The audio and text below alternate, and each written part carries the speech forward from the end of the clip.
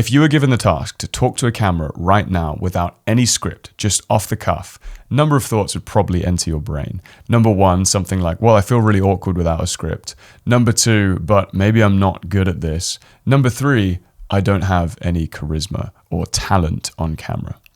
And I have set out on a lifelong mission to prove this false belief wrong, that anyone can learn how to speak on camera with charisma, magnetism, without a script. And after personally undergoing this transformation myself, I mean, just look at my first attempt at talking to camera. Hi, it's Tom here, and I'm just doing my first video blog to practice my expressing myself emotionally. And I've also now worked with thousands of people and helped them go from feeling awkward, banging their head against the wall, doing endless retakes on camera, to speaking coherently, magnetically, and feeling authentic whenever they speak. And I want to prove this to you further and show you that this result is possible by showing you the transformation of our client, Cohen. He's somebody who just finished talking to camera for 5 to 10 minutes every day for 30 days, and seeing his transformation shocked even me. So let's look at his day one.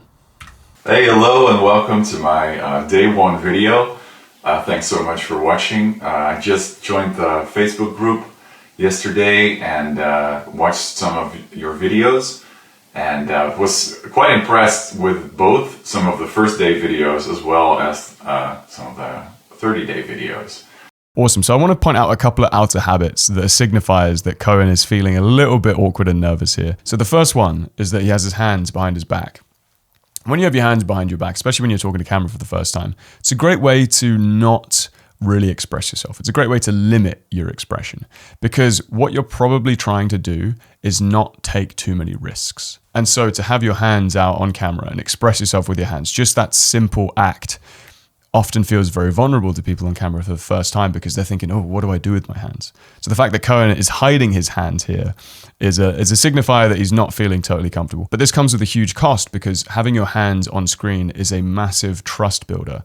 It's just a simple thing that cavemen back in the day would show their hands to other humans to be like, we haven't got any weapons. And we still have that ingrained in our brain. So if we can't see the hands of somebody, we're subconsciously sending red flags out. So just by showing your hands is a huge win. And just skipping back here, let's count the ums.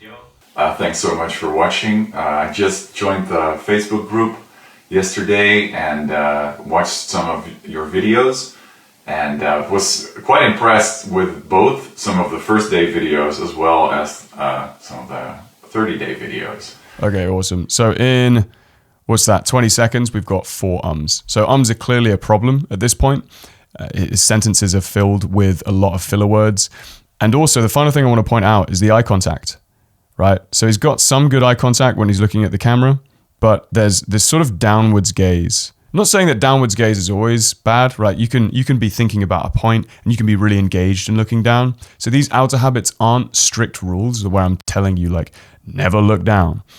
But when you are nervous on camera, often these outer habits do signify that. So there's a difference between me making a point with conviction and thinking of something down here and bringing it back up and talking to you like this, versus me talking to camera like this and thinking about what I'm going to say. And right in that example, the downwards look actually makes me appear more nervous. Whereas even if I was feeling nervous and I just kept eye contact with the camera, in that situation, it would make me appear more confident. Awesome. I love seeing these day one videos. It's somebody just throwing themselves into the arena, making themselves vulnerable, just showing up like, hey, here I am, feeling awkward, just doing this anyway. And massive props to Cohen for just starting this and getting going. So let's go ahead and watch his day 7. Okay, here we go. Hello and welcome to day 7. Today, the topic is to talk about our sticking points.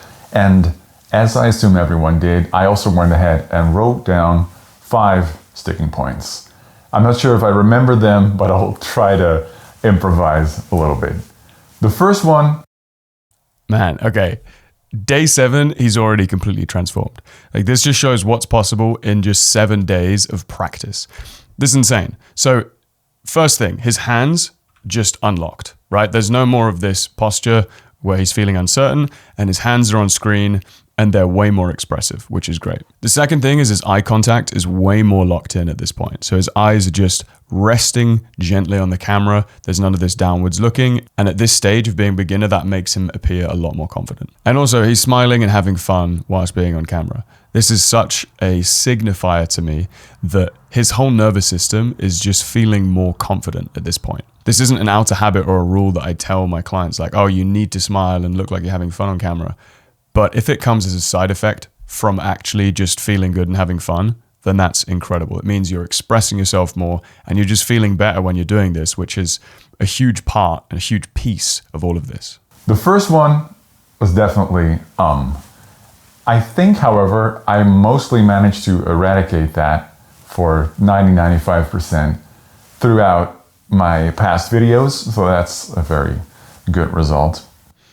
Yeah, I mean, that's huge. The fact that he's now not saying at all. We've already watched around 30 seconds of this video and there hasn't been a single That's incredible. And that's such a confidence boost. And Koen here is Dutch. English isn't even his first language. And a lot of non-native speakers have a lot of ums in their sentences because it's like this mental buffer when they're even trying to translate the language in their head. And this just proves you don't need to like study English more or get better at English more. You often just need to improve your speaking, which will improve your English or any language that you speak. Think about if you only speak English, right? You're just an English speaker and you improve your speaking, you're actually improving your English, right? It's the same thing if you're a non-native speaker. The second one, and you might have noticed it just now, but the second one is that I tend to raise my eyebrows. Sometimes a lot, sometimes overly so. And I actually think that's a sign of nervousness, and it also comes across a little bit as such. The relaxing into the body has definitely helped with this, but I do notice it's something that comes up, especially when I'm sort of starting to rush a little bit. Yeah, this is a great point. So something that happens a lot is the eyebrows will come up.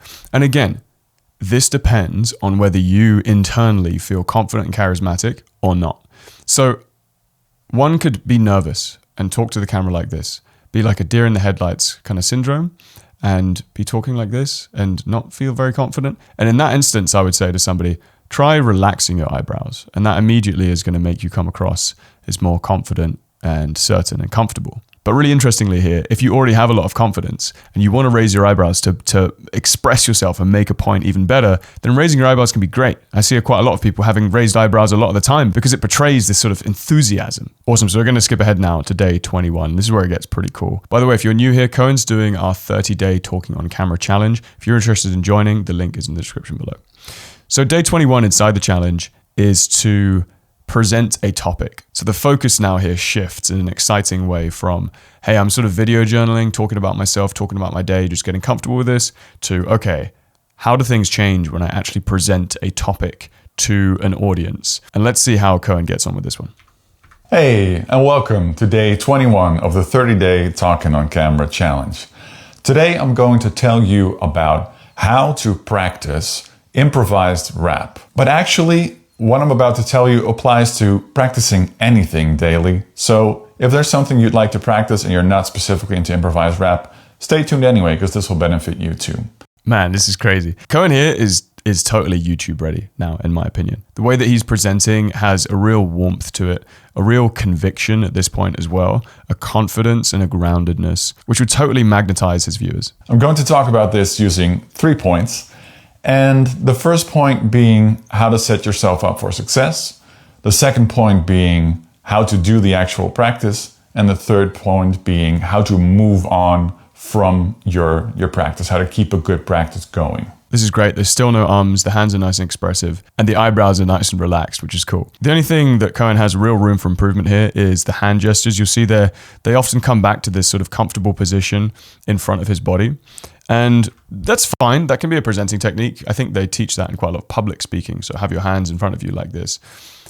The problem with it is if we look at it through the lens of the coffee shop rule, which is speak to the camera as if you were speaking to a friend in a coffee shop, you wouldn't speak to a friend like this in a coffee shop. And YouTube specifically is not public speaking. You know, we're not on stage here on YouTube talking like this. Instead, we're talking as if we're in a social interaction. And so the only thing I'd encourage Cohen to do is just relax with his hands more. Sure, he can come to a position which feels nice and relaxed to him, but there's a certain amount of stiffness in this kind of posture, which feels a little bit guarded and isn't fully letting his authenticity shine through. So let's go ahead and watch his final video. Today, we will do a positive review highlighting 3 points that I've improved on in the past 30 days. Okay, insane. At this point, the improvements are getting more subtle from day 7 and day 21. But still, in the last 7 days, he's reached another level of relaxed authenticity. So before, we kind of thought he was pretty relaxed and grounded, and now there's like another layer of groundedness and relaxation coming through, which is making him even more magnetic.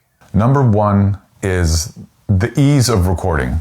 So what I really like that I have going on now is that I've developed a bit of a routine. I have my camera set in place. I have the microphone that I use. I have the batteries in place. So yeah, I mean, what Cohen's saying here is super important. It's building momentum, essentially. When you start recording videos more regularly, you not only have your tech setup down, which just makes things easier, but also speaking becomes this thing that feels a natural part of your day. So when you do this regularly, it's such a huge benefit of doing a challenge like this, which is it just removes that friction. It removes the friction between you going about your day and you talking to camera. And if that friction isn't there, you're way more likely to do it. You're going to create more content and you're going to feel way more natural and have more fun doing it. Versus if you never do it and then only sporadically, oh God, it's time to make content. It feels like this big deal that's also super high pressure. Number 2 is awareness. I was trying to think of maybe eliminating the ums or not raising my eyebrows too much or trying to look at upward inflection. But what's an umbrella term for all of these is awareness. While I'm talking, I can be aware of if I'm raising my eyebrows. I'm aware of if I hear myself saying ums. And then the next level after that was when I'm noticing it, try to not call it out in public. Just make a little mental note of it and be like, oh, okay, I did that again. And let's just tone that down a little bit more. Self-awareness is the foundation that speaking on camera builds, because you're recording yourself and just getting great at that skill of talking non-stop for 5 to 10 minutes. And then you're reviewing your own videos, watching yourself back, which builds that crazy amount of self-awareness that you can take with you into your on-camera presence, into YouTube, social media, but also into every other area of your life. Be way more self-aware when it comes to being with friends, social situations, Zoom meetings, dates, whatever it might be, because you might have a myriad of habits that you don't even realize you have. And the first couple of videos, sure, it can be like this painful look in the mirror where you're like, oh God, I do all these things. But then it gives you power. You feel super empowered because you can improve how you actually come across. Great. Cohen actually did another video here where he's talking about his experience, which I think is really interesting. I've really enjoyed this challenge. I really enjoyed the contact with the community. Thomas's good lessons, his tips, Oliver's great tips, your great feedback. Also, it's great to get positive feedback because you can get really critical, analytical with yourself and you see all the little things that you don't like. And other people can be like, dude, nobody sees that. Literally, I didn't see that a single time. So that's been great. That's such a key point. It's something that can happen when you embark on a journey like this, is because you're seeing yourself on camera so much. Our brains, you know what they're like. They like naturally fixate on stuff that they don't like, which is why in the 30-day challenge, we do a few forced positive improvement reviews to make sure you register all of the things you're actually improving on. But one of the things that counteracts that is you'll often get feedback from our instructor or other members, especially if you talk about, oh, I think I'm doing this loads, or I think I'm doing that loads. And other people are like, nah, not really. Like, that seems pretty natural to me. And this has happened to me so many times in my talking to camera journey where I think I'll be doing something that's super distracting or super weird, or I think I'll say something that doesn't make sense. And people are like, oh, that was a great point. Or people are like, oh yeah, I love that bit specifically. Or no one calls something out or says anything. And getting that external feedback from the real world is super helpful on your journey. So massive shout out to Cohen. You absolutely smashed this challenge, brother. This was so good to see, especially from the day 1 going into your day 30. Unbelievable progress. And you know, that work came from you. You are the one who put in those 5 to 10 minutes every day, watched your videos back, made it a habit, and that's what creates the transformation. If you want to join us inside the 30-day challenge, you want your own speaking transformation, the link is in the description below. And if you want a talk to camera cheat sheet, a one-page guide that you can print out, put on your wall every time before you speak to camera, you can also download that. That's absolutely free. And if you want to see another awesome speaking to camera transformation, then watch this video from our member Armin next. He also smashed it.